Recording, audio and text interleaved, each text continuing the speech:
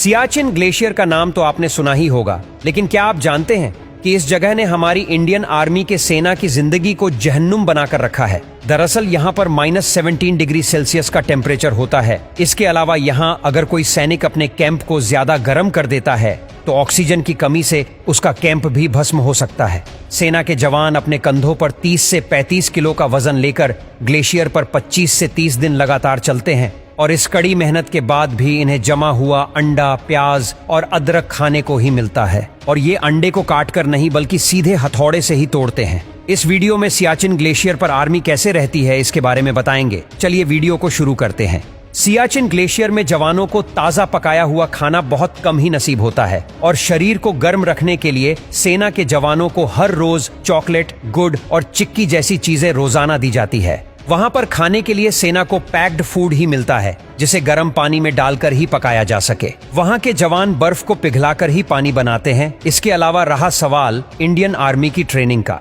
यहाँ पर पोस्टिंग से पहले जवानों को 5 हफ्तों की स्पेशल ट्रेनिंग दी जाती है।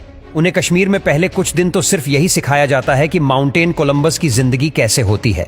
अब जब वह यहाँ से ट्रेन हो जाते हैं तब उन्हें सियाचिन के बेस कैंप पर लेकर जाया जाता है, जहाँ उन्हें 21 दिन तक बकायदा रेस्क्यू से लेकर डिफेंस तक सभी चीजें सिखाई जाती हैं। वहाँ उन्हें दिन के 1.5 से 2 घंटे फिजिकल ट्रेनिंग में डेली करने पड़ते हैं और साथ ही में सियाचिन बैटल स्कूल में उन्हें बर्फीले तूफान का सामना कैसे करना है, तूफान में उन्हें ऊपर कैसे चढ़ना है, यह सब जान बचाने के तरीके सिखाए जाते हैं। वहाँ पर पोस्टिंग इतनी खतरनाक है कि जवानों को 3 महीने से ऊपर की पोस्टिंग वहाँ नहीं दी जाती। वहाँ पर मैक्सिमम टेम्परेचर ही -30 डिग्री होता है, जबकि 0 डिग्री पर बर्फ जमना शुरू हो जाती है। यहाँ पर इतनी ठंड है कि जवानों को न नहाने की हिदायत ही दी जाती है और शेव न करने को कहा जाता है। अगर शेविंग के समय कोई इंजरी हो गई तो घाव भरने में जरूरत से ज्यादा समय लग जाएगा। इसके अलावा उन सैनिकों पर हर समय जान का खतरा मंडरा रहा होता है, क्योंकि न जाने कब जमीन धंस जाए। यहाँ पर कुछ भी पता नहीं होता। वहाँ पर सभी सैनिक खुद को रस्सी से बांध कर जाते हैं ताकि वह एक दूसरे की मदद कर सके। जवानों की प्रॉब्लम यही खत्म नहीं होती। दरअसल सियाचिन में 160 किलोमीटर पर आवर की हवा किसी भी हेलीकॉप्टर को दुर्घटनाग्रस्त कर सकती है और इसीलिए वहाँ पर खास हेलीकॉप्टर चीता उड़ाया जाता है, जिससे कि वह सिर्फ 20 सेकंड के लिए सियाचिन के टॉप पर बनाए गए हेलीपैड पर रहता है और सेना को महीने भर का खाना देकर चला जाता है। सियाचिन ग्लेशियर में ऐसा क्या हुआ था जिस वजह से हमारी इंडियन आर्मी को दिन रात यहाँ पर रहना पड़ता है? दरअसल सबसे पहले इस जगह पर पाकिस्तान की नजर पड़ी।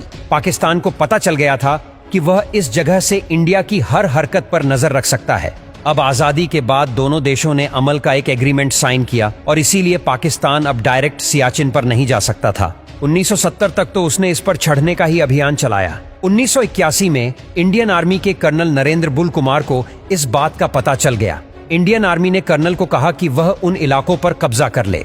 अब इंडियन आर्मी कब्जा करने वाली है इस बात का पाकिस्तान को पता चल गया और इसीलिए पाकिस्तान ने ग्लेशियर पर चढ़ाई करने वाले इंस्ट्रूमेंट्स को बनाने का ऑर्डर लंदन की एक कंपनी को दे दिया। उस कंपनी का भारत के साथ अच्छा रिलेशन था, इसलिए लंदन की उस कंपनी ने बताया कि पाकिस्तान सियाचिन पर कब्जा करने जा रहा है और इस तरह भारत ने फटाफट सियाचिन के टॉप पर जाकर पाकिस्तान से 1 हफ्ते पहले ही अपना झंडा लहरा दिया। और पाकिस्तान की इस जिद की वजह से 1984 से 1999 तक वहां पर काफी खून खराबा भी हुआ।